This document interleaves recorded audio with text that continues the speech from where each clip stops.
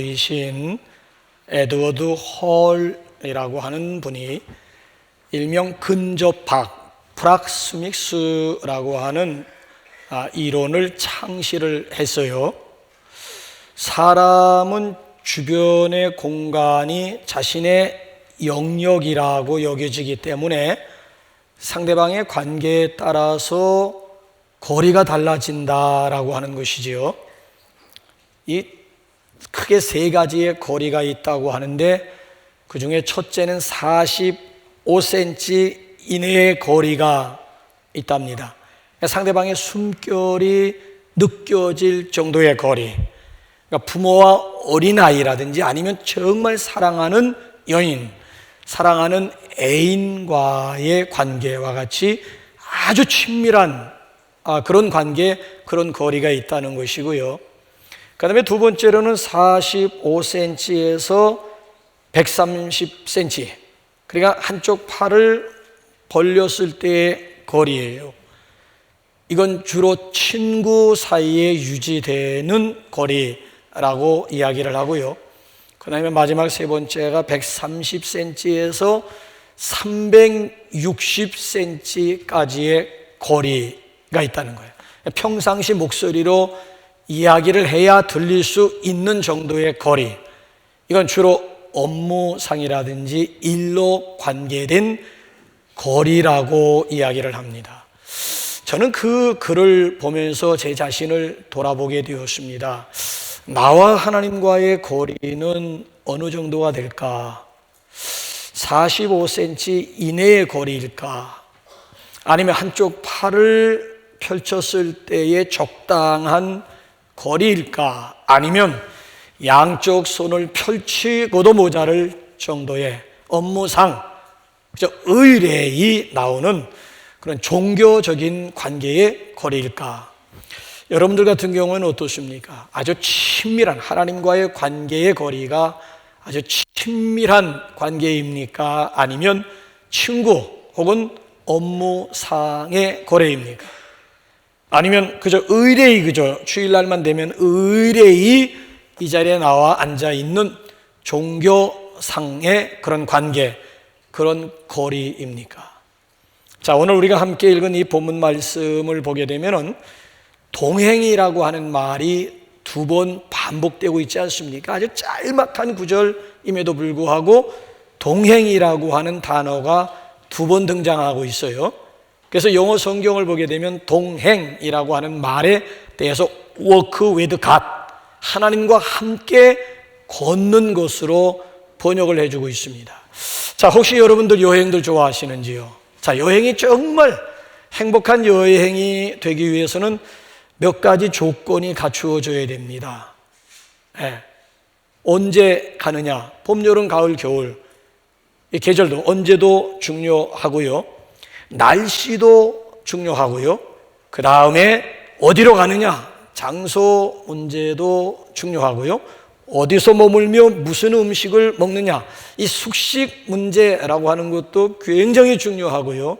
단체 여행을 하다 보니까 좋은 가이드를 만난다라고 하는 것도 복임을 깨닫게 되었습니다. 자, 여러 가지 조건들이 갖추어질 때 비로소 행복한 여행이라고 할 수가 있습니다. 근데 폐에 일어나고 진짜 행복한 여행이 되기 위해서는 단 한 가지 조건이면 충분합니다. 뭘까요? 그대와 함께라면. 라면 중에서도 가장 맛있는 라면 이름이 뭘까요? 그대와 함께라면. 그러니까 그대와 정말 내가 사랑하는 그대와 함께 하는 여행이라면 어느 곳에 간들 뭘 먹은들 문제되겠습니까? 그대와 함께하는 여행인데 말입니다. 자, 여기 사순절이 행복한 동행이라고 하는 것은 그 사순절의 주인공 되신 예수님과 함께 걷기 때문에 행복한 것 아니겠습니까? 사순절을 통해서 주님과의 친밀함을 회복할 뿐만 아니라 그 친밀감을 엔조이 할 수 있다라고 하는 것이지요. 그래서 우리 25차 사순절을 통해서 우리 주님과 함께 호흡하며 주님의 숨결을 좀 느껴보는 그런 사순절이 되시기를 주님의 이름으로 축복합니다. 저는 오늘 사순절 40일 전교인 우리 특별 새벽기도 셋째 주간을 오픈하면서 성경 역사 가운데, 아니 성경 인물 가운데서 가장 하나님과 가깝게 정말 진하게 우리 하나님과 동행을 즐겼던 한 분을 여러분들에게 소개해 드리고자 합니다. 그가 바로 에녹이라고 하는 사람이에요. 자, 한때 우리 사회는 황우석 박사에게 모든 희망을 걸었던 때가 있었습니다. 각종 암이 극복이 되는 그날, 각종 병들, 정말 불치병들이 치료되는 그날을, 아니 인간의 평균 수명이 120세가 되는 그날을, 그런데 어떻게 되었습니까? 물거품이 됐잖아요. 해프닝으로 끝났잖아요. 역사적인 사기극으로 막을 내리지 않았습니까? 그때 막 매스컴이 막 황우석 박사 해가지고 막 금방이라도 막 암이 막 극복이 되는 것이냐 호들갑을 떨 때에 저는 그런 생각을 했었습니다.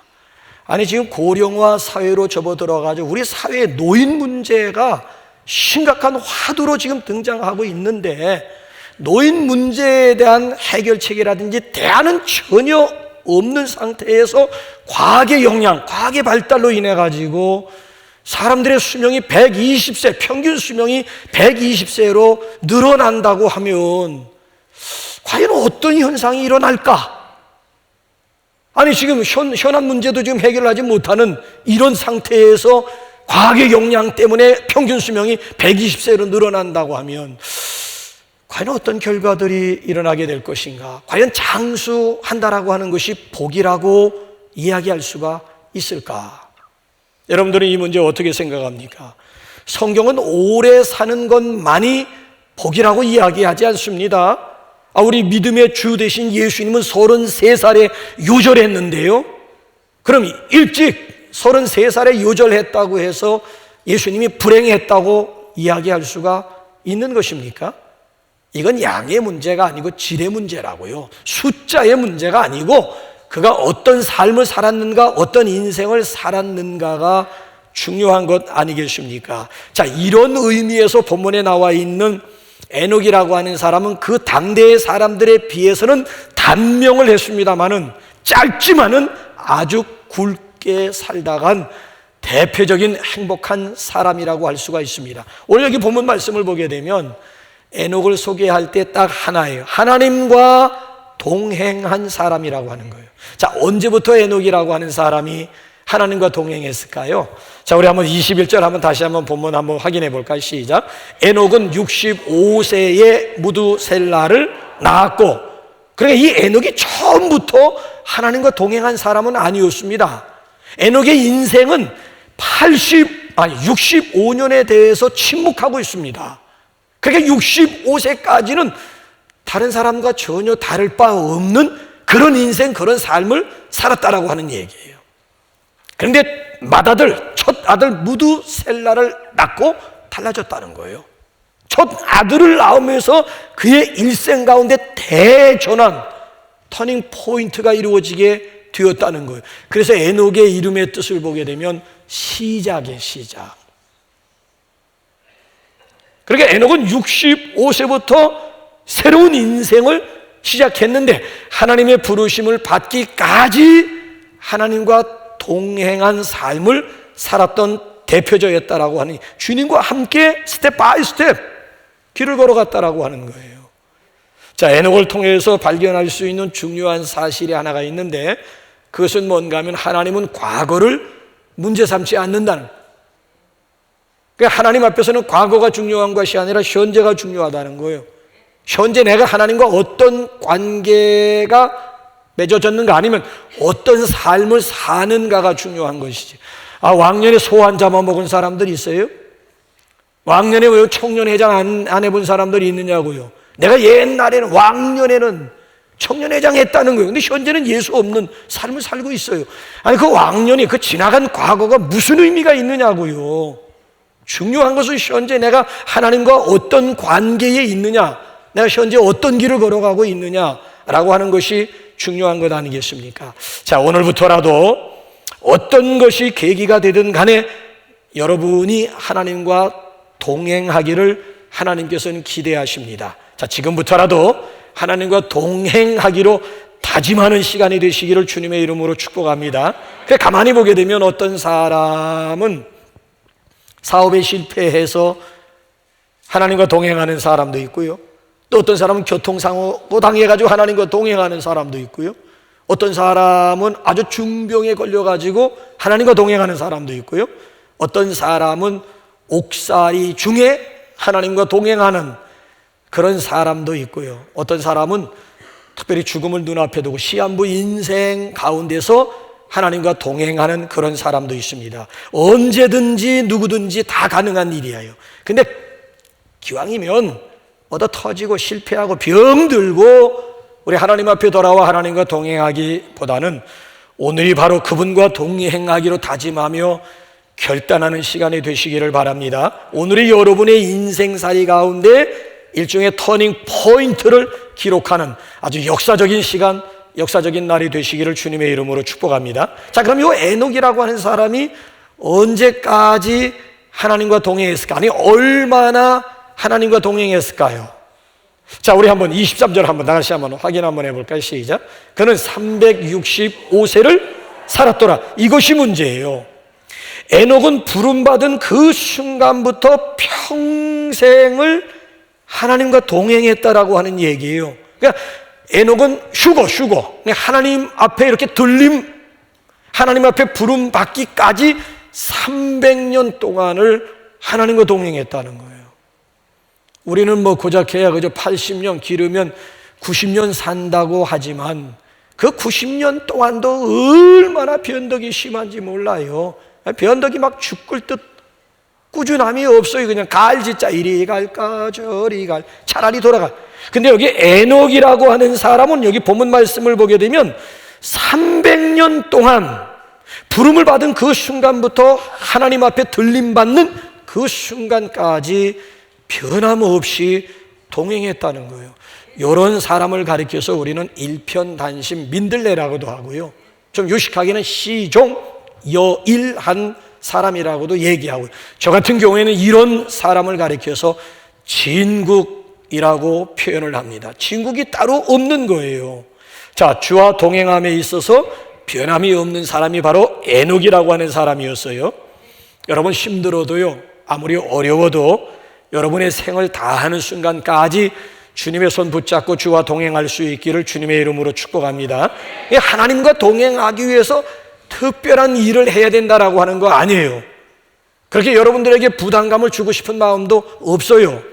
주와 동행하기 위해서 무슨 전제 조건이 필요한 것도 아니에요. 자, 우리 한번 22절 확인 한번 해보시죠. 22절. 에녹이 어떤 사람이 있는지 한번 보시라고. 시작. 무드셀라를 낳은 후 300년을 하나님과 동행하며, 자, 하나님 앞에 부름받아서 들림받는 순간까지 300년을 하나님과 동행하면서 뭐 했다는 얘기예요? 자녀들 낳았다는 얘기예요. 일상적인 삶이, 평범한 삶 속에서 하나님과 함께하는 그런 삶을 살았다라고 하는 얘기예요. 일상적인 삶이야. 일상적인 삶 속에서 하나님과 함께하는 삶을 살았다는 거예요. 자, 요 에녹의 7대 증손자가 누군가 하면은 노아라고 하는 사람이에요. 자, 요 에녹의 증손자였던 노아라고 하는 사람도 한번 보실래요? 창세기 6장 9절 10절 한번 볼까요? 시작. 노아의 사정은 이러하니라. 노아는 의인이요 당세의 완전한 자라. 그가 하나님과 동행하였으며 그가 세 아들을 낳았으니 셈과 함과 야벳이라. 자, 노아라고 하는 사람이 어떤 사람이었어요? 아니, 에녹처럼 하나님과 동행하는 사람. 하나님과 동행하면서 뭐 했다는 거예요? 자식 낳았다는 거예요. 지극히 평범한, 아니 일상적인 삶 속에서 하나님과 동행하는, 하나님과 함께 길을 걷는 삶을 살았다라고 하는 이야기예요. 오늘의 유감이 무엇인 줄 아십니까? 교회에서는 하나님과 잘 동행하는 것 같은데 밖에 나가서는 개판 5분 전이 되는 경우가 상당히 많이 있어요. 여기 오면 여기가 좋사오니, 교회만 오면 천국인데 가정으로 돌아가게 되면은 지옥으로 변하는 경우도 있어요. 일요일에 하나님, 아니에요. 일요일에 하나님일 뿐만 아니라 월요일에 하나님도 되어져야 된다라고 하는 얘기. 일상적인 삶 속에서 에녹과 같이 하나님과 더불어 동행하는 저와 여러분들이 될 수 있기를 주님의 이름으로 축복합니다. 언제 어디서나 주와 동행하는 거예요. 이성범 목사님, 우리 한국 성결교회의 자랑이면서 한국 기독교계의 자랑이시기도 했는데, 이분의 루틴 가운데 하나는 뭔가 하면 집을 나서기만 하면 왼쪽 주먹을 꽉 쥐고 길을 걷는 거예요. 늘 오른쪽은 주먹 쥐는 법이 없는데 왼쪽 손만 늘 주먹을 쥐고 걷는 거예요. 아니 왜 왼쪽 주먹을, 아니 누가 싸울 것도 아니고 왜 왼쪽 주먹을 쥐고 가십니까? 했더니만 이성문 목사님이 뭐라고 대답하세요? 지금 주님의 손을 붙잡고 길을 가고 있습니다. 지금 주님의, 그러니까 그가 액션을 취한 이것이 형식이 아니고 그만큼 그의 삶은 매일매일 삶 속에서 하나님과 더불어 동행하는 삶을 사시다 결국 영광스러운 부름을 받게 되었다는 거예요. 자, 어떻게 에녹이 하나님과 동행을 했습니까? 자, 여기 본문 말씀을 보게 되면 모세라고 하는 기자는 이걸 놓쳤어요. 에녹이 어떻게 하나님과 300년 동안 동행을 했느냐, 이거에 대해서 놓쳤는데, 자, 다른 히브리서 기자와 예수님의 육신의 동생이었던 유다가 에녹이 어떻게 하나님과 300년 동안 동행하는 삶을 살았는지 캐치를 했어요. 두 가지인데, 주를 기쁘시게 해드리면서 하나님과 동행을 했다는 거예요. 자, 우리 한번 히브리서 기자의 증언, 히브리서 11장 5절 한번 다 같이 읽어볼까요? 시작. 믿음으로 에녹은 죽음을 보지 않고 옮겨졌으니 하나님이 그를 옮기심으로 다시 보이지 아니하였느니라. 그는 옮겨지기 전에 하나님을 기쁘시게 하는 자라 하는 증거를 휴거되기 전 하나님을 기쁘시게 하는 자. 자, 어떻게 하나님을 기쁘시게 했을까요? 그 다음 9절, 6절로 한번 넘어가 볼까요? 시작. 믿음이 없이는 하나님을 기쁘시게 하지 못하나니 하나님께 나아가는 자는 반드시 그가 계신 것과 또한 그가 자기를 찾는 자들에게 상 주시는 이심을 믿어야 할지니라.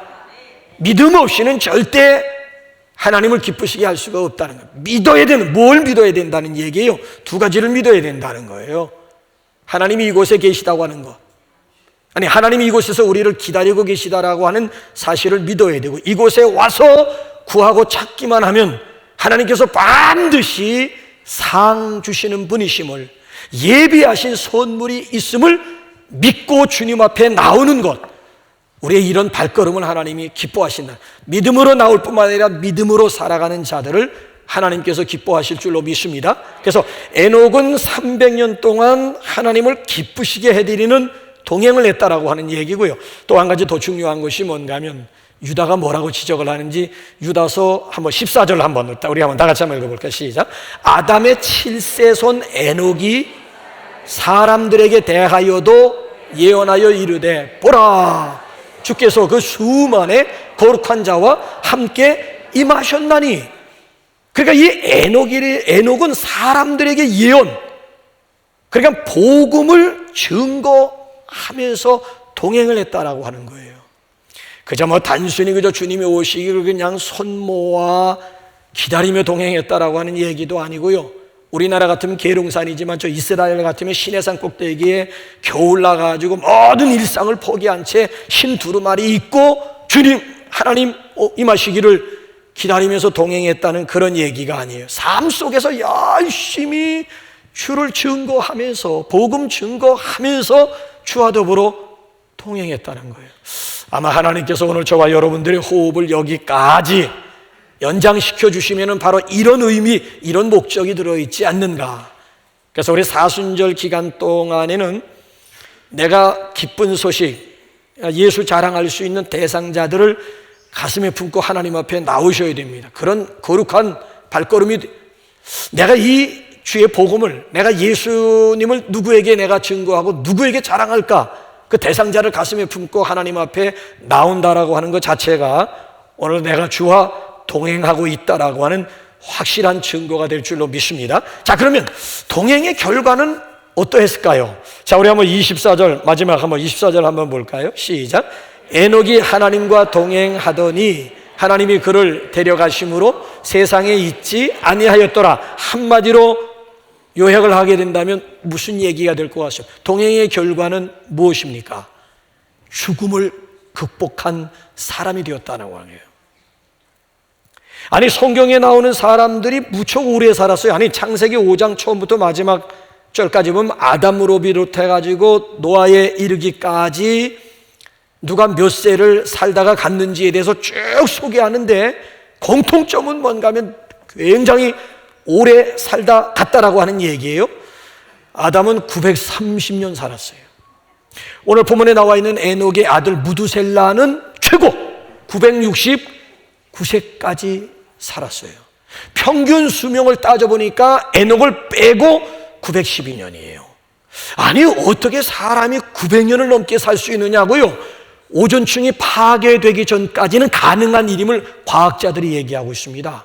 여러분, 노아 홍수 때에 하늘이 창을 열었다 해서 하늘이 구멍이 뚫린 거야. 그래서 공중에 있는, 하늘에 있는 물들이 40일 동안 다 오존층이 완전히 파괴되고 나서 결국 120년으로 줄게 되고 120년이 오늘에 와가지고는 7, 80년으로 줄어들게 되었다라고 하는 이야기예요.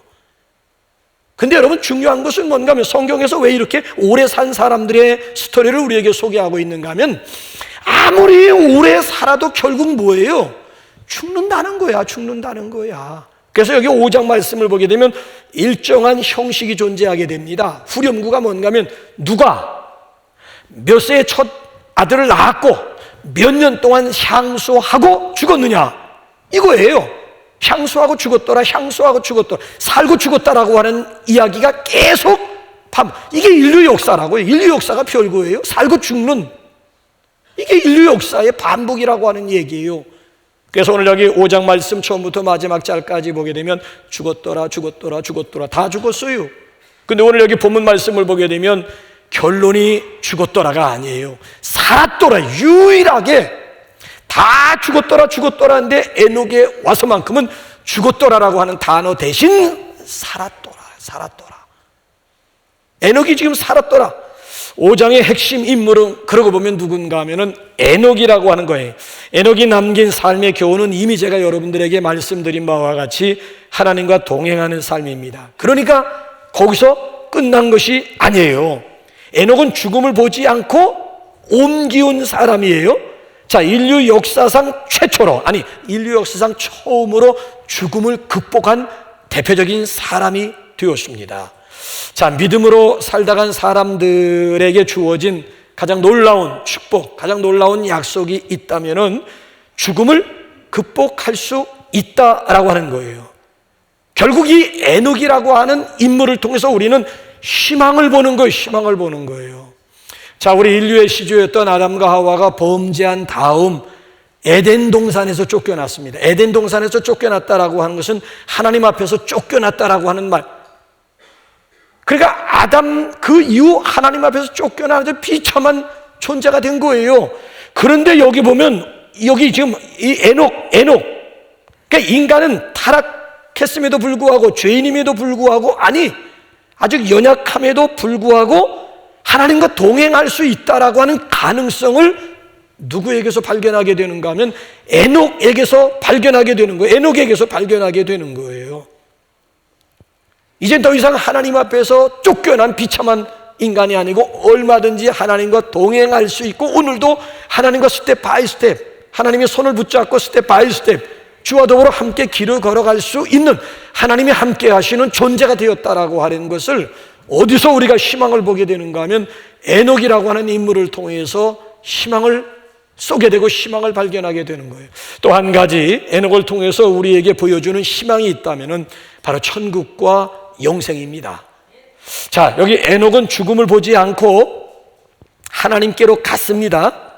오늘 본문은 에녹이 하나님께로 간 상태를 뭐라고 표현하고 있는가 하면은 세상에 있지 아니하였더라. 그러니까 세상에 있지 않았다라고 하는 얘기는 또 다른 세상 안에 또 다른 세계가 있다라고 하는 뜻이에요. 자, 성경을 읽어보게 되면은 에녹만 승천한 것이 아니라 또 누가 승천했을까요? 불술에 타고 승천한, 죽지 않고 불술에 불말 타고 승천한 분이 있죠. 누구예요? 엘리야 선지자. 그리고 신약에 와서 또 누가 있을까요? 우리 가운데 천주교 출신이 있으면 마리아요 라고 대답하는 분도 있을 거예요. 마리아, 천주교에서 마리아 승천 기념일을 굉장히 크게 지킵니다. 오히려 예수님 승천 기념일보다도 마리아 승천 기념일을 더 비중을 두고 더 무게를 두는 그런 인상을 많이 받게 됩니다. 나는 아무리 성경을 읽어도 창세기 1장 1절에서 계시록 22장 마지막 절까지 아무리 읽어봐도 마리아가 승천했다라고 하는 흔적이나 그런 낌새 같은 걸 도대체 찾을 수도 발견할 수도 없는데 어떻게 저들은 마리아가 승천했다고 믿고 그날을 기념하면서 지키고 있는지 그게 궁금한 거야. 그게 궁금한 거야. 아니 성경에도 없는 사실을 저들은 어떻게 알고 마리아가 승천했다고. 근데 분명한 사실은 마리아가 승천한 것이 아니라 예수님이 구름 타고 승천한 것만큼은 너희가 본 그대로 다시 구름 타고 승천하신 예수님은 구름을 타고 다시 오실 것임을 우리에게 분명히 약속해 주고 있다고요. 자 보세요. 에녹이 승천하고 엘리야가 승천하고 예수님이 승천했다라고 하는 것은 승천했다라고 하는 것은 또 다른 세계 또 다른 나라가 있다라고 하는 것을 증명해 주는 이건 정말 황홀한 역사적인 사건이 아닐 수가 없는 거예요. 자, 이 문제에 대해서 예수님이 긴가민가 아리송하게 아리까리 생각하는 분들을 위해서 뭐라고 확실하게 도장을 찍어주는가 하면 요한복음 한번 14장 3절 우리 다 같이 한번 보실래요? 요한복음 14장 3절 시작. 가서 너희를 위하여 거처를 예비하면 내가 다시 와서 너희를 내게로 영접하여 나 있는 곳 너희도 있게 하리라. 자, 이제 내가 십자가 지고 부활한 다음 내가 이제 승천할 것이다 라고 얘기했더니만 제자들이 막 근심 가운데 빠져 있을 때 예수님이 위로하시는 말씀이에요. 걱정하지 마, 염려하지 마. 내가 가서 거처 예비하면 다시 와서 내가 너희를 나 있는 곳으로 내가 데려갈 거야. 자, 여러분 한번 보세요. 예수님을 통해서 분명히 이 세상이 전부가 아님을 또 다른 세계가 우리를 위해서 예배되어 있음을 그것이 바로 요한계시록 21장 가보게 되면 우리를 위해서 새하늘과 새 땅 그 속에 구체적으로 거할 새 예루살렘 성이 우리를 위해서 예비되어 있음을 요한계시록 21장 22장이 우리에게 아주 분명하게 말씀해주고 있지 않습니까? 천국이 있고 내세가 있다는 거, 영생이 있다라고 하는 얘기예요. 여러분, 믿음의 사람이라고 하는 것은 곧 하나님과 동행하는 사람입니다. 에녹이 무엇으로 하나님과 동행했다고요? 무엇으로 인해서 죽음을 보지 않고 휴거하게 되었다고요? 믿음으로. 그래서 에녹과 같은 동일한 믿음만 있으면 우리도 얼마든지 죽음을 극복할 수 있다는 거예요. 나를 믿는 자는 죽어도 다시 죽는 게 아니에요. 이것도 하나의 통과 의례야. 그냥 태어나고 그냥 졸업하고 뭐 시집가고 장가가면서 인생 통과 의례가 있듯이 죽음이라고 하는 것도 그리스도인들에게는 일종의 통과 의례에 불과한, 나를 믿는 자는 죽어도 다시 살겠고, 죽어도 다시 사는데 뭐가 문제예요? 하나의 과정에 불과하다라고 하는 얘기인데, 그래서 오늘도 우리가 믿음의 밧줄만 굳게 붙잡고 있으면은 얼마든지 에녹이 들어간 그 하늘나라에 들어갈 줄로 믿습니다. 그 믿음이라고 하는 것은 곧 동행하는 믿음이에요. 여러분, 믿음이 추상명사가 되면 안 돼요. 믿음은 추상명사가 아닙니다. 믿음은 곧 일상적인 삶 가운데서 주와 더불어 동행하는 거예요. 주와 더불어 호흡하는 거예요. 하나님과 더불어 데이트하는 기쁨이라고 하는 거예요. 자, 그래서 우리 날마다 하나님과 호흡하는 저와 여러분들이 되시기를 주님의 이름으로 축복합니다.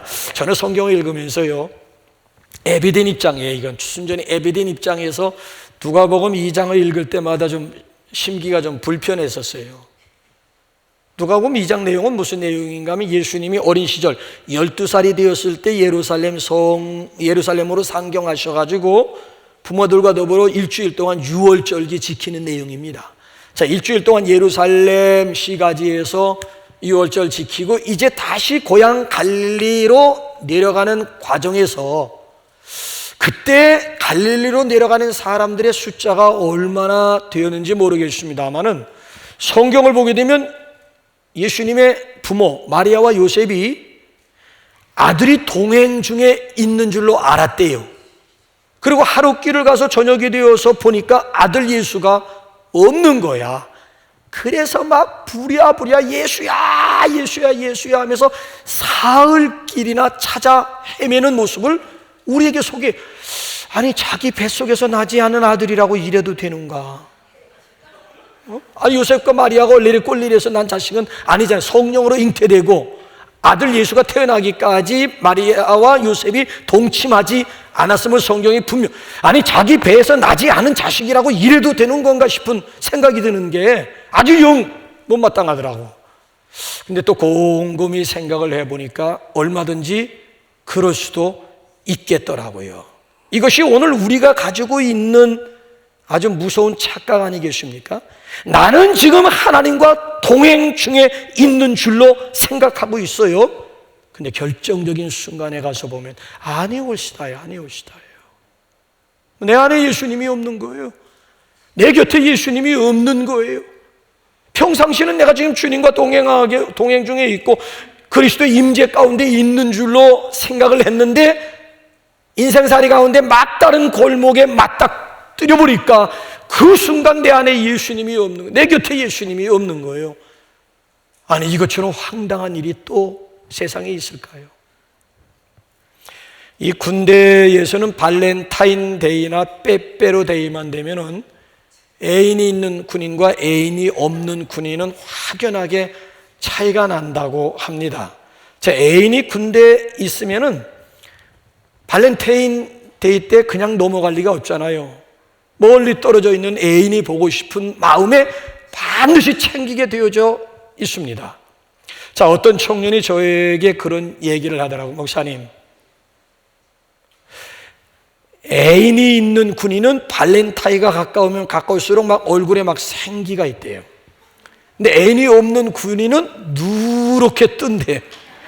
괜히 막 쓸쓸해 보인다는 거예요. 그러면서 그 청년이 저에게 질문을 하더라고요. 목사님, 애인이 없는 군인보다 더 비참한 군인이 누군 줄 아세요? 글쎄, 누군데? 애인은 있는데 못 받은 군인이요. 이게 뭘 의미하는 줄 아세요? 아니, 애인은 분명히 있는데 발렌타인데이 때 초콜릿을 못 받았다라고 하는 의미가 뭐예요? 이미 그 여자는 벌써 고무신 거꾸로 바꿔 신었다는 얘기예요. 엉뚱한 놈 지금 만나고 있다는 얘기예요. 공식적인 절교 선언만 못 들었을 따름이지 실제적으로는 이미 관계는 박살났다라고 하는. 근데 이 친구는 아직까지 절교 선언을 못 들었기 때문에 나는 애인이 있다라고 생각하지만은 실제상으로는 이미 끝난 상태라고 하는 거예요. 여러분, 겉으로 표면상으로 보게 되면 분명히 하나님과 동행하고 있는 것 같아요. 왜? 주일날 내가 이 자리에 있다는 것 자체가 주와 동행하는 거 아닙니까? 성경 찬송가 끼고 예배당에 왔다 갔다 하고 있지 않습니까? 라고 반문할 수도 있습니다. 자, 근데 여러분에게 한번 물어볼까요? 형식적으로 겉으로 보면 누가 뭐래도 하나님과 동행, 근데 실제로 한번 삶 속에 들어가 보게 되면 하나님과의 만남이 있습니까? 하나님과의 교제가 있습니까? 하나님과의 친밀감, 하나님과 소통 가운데서 오는 그 친밀감, 그 기쁨이라고 하는 것이 여러분 마음 가운데, 삶 가운데 존재하느냐라고 하는 실제적인 질문이에요. 어떻게 여러분들은 지금 하나님과 데이트 중에 있습니까? 하나님과 동행하고 있습니까? 여러분과 하나님과의 그 친밀감이라고 하는 것은 서두에 제가 말씀드린 대로 45cm 이내 숨결을 내가 느낄 정도의 친밀함입니까? 아니면 그저 적당한 거리, 한 45cm에서 한 120 내지 130cm 정도 되는 적당한 거리를 두고 있습니까? 아니면 아예 그냥 업무상 일관계, 그래서 의뢰이 그냥 이날만 되면 그냥 주님 옆에 나오는 시계추 모양 왔다 갔다 하는 120cm부터 360cm까지의 거리를 유지, 하나님과 여러분들의 영적인 거리라고 하는 것이 과연 어느 정도냐라고 하는 질문이에요. 우리가 미래 하나님 나라의 소망을 두고 사는 것만큼 중요한 것은 이 세상을 사는 동안 예수님과 동행하는 가운데 천국의 기쁨을 미리 맛보면서 천국의 기쁨을 누리면서 살아가는 것입니다. 죽어서만 천국이 아니에요. 살아서 천국을 경험하는 거예요. 천국의 기쁨을 내 마음속에 소유하면서 그걸 날마다 내가 엔조이 한다라고 하는 것, 이게 얼마나 중요한지 몰라요. 누가 진짜 예수 잘 믿는 사람이지요? 어려운 지옥과 같은 세상 막 그냥 이를 알고 버티고 참고 지옥처럼 살다가 죽어서 천국 가시겠다고요? 미안합니다. 당신은 율법주의자, 율법 중심의 신앙생활이에요. 그럼 막 계속 신앙생활하면서 막 이를 알고 막 그냥 버티고 막 견디고 막 참고 막 보기도 딱해, 보기도 딱해. 예수 잘 믿는 사람 아니고요. 정말 예수 잘 믿는 사람이라고 하는 것은 지옥과 같은, 비록 우리가 사는 세상이 지옥과 같은 세상이라 할지라도 예수님 때문에 천국과 같은 삶을 살다가 죽어서 더 완전한, 더 좋은 천국에 들어가는 것이지요. 이 세상에서 천국을 맛보는 사람이 가서도 정말 진짜 천국의 기쁨이 이것이구나라고 하는 것, 세상에 있는 기쁨과는 비교가 안 됨을 경험하면서 찬양할 수 있는 것 아니겠습니까? 지금의 우리 상황이나 형편 또는 처지나 내 모습이 어떠하든지 간에 주와 함께라면 우리는 행복한 사람들이에요. 여러분, 바라기는 사순절을 통해서 소원해진 우리 주님과의 관계가 친밀한 관계로, 그래서 행복한 동행이 될 수 있기를 주님의 이름으로 축복합니다. 3부 예배 때에는 우리